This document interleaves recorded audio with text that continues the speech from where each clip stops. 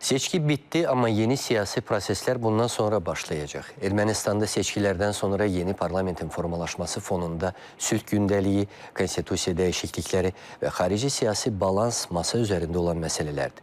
Karşıdaki dövr İrəvanın vereceği kararlar bakımından həlledici olacak. Ermənistanda keçirilən parlament seçkilərinin yekun nəticələri iyunun 14-də açıqlanacaq. Bu barədə ölkənin Mərkəzi Seçki Komissiyası bildirib. Lakin 20 seçki dairəsindəki 86 seçki məntəqəsində səslər yenidən sayılacaq. Bu seçkilərdə iştirak edən siyasi qüvvələrin xahişləri əsasında həyata keçiriləcək. Müxalifətin fəallaşmasına baxmayaraq, Ermənistan xalqı seçki kampaniyasında sülh vədi ilə çıxış edən Paşinyana etimad göstərib. Hazırki baş naziri dəstəkləyənlər arasında bunu etiraf edənlər də var.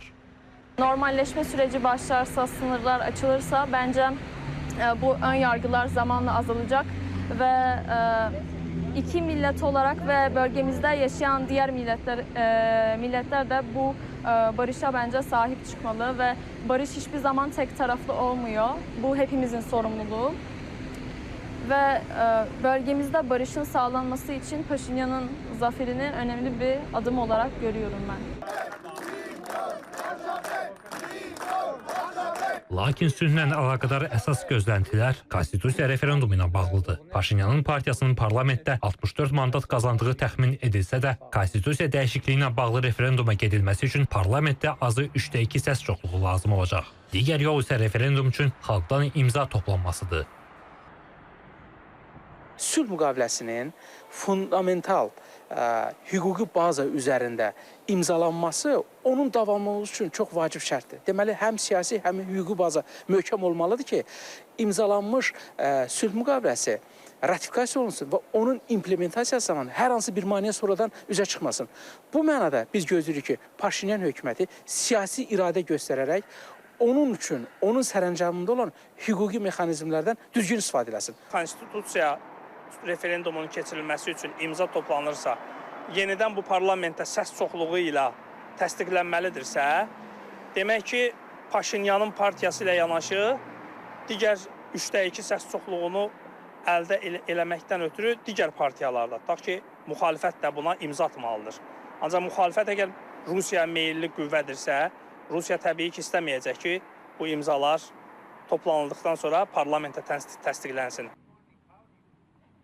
Ekspertlər Ermənistanın növbəti dövrdə də Rusiya ilə Qərb arasında mübarizə meydanı kimi qalacağını bildirirlər. Avropa İttifaqından İrəvana dəstək bəyanatları səslənsə də, Moskva hələ tərəddüd edir. Rusiya tərəfi Ermənistandakı seçkilərin Qərbin müdaxiləsi və müxalifətə görünməyən təzyiqlər fonunda baş tutduğunu iddia edir.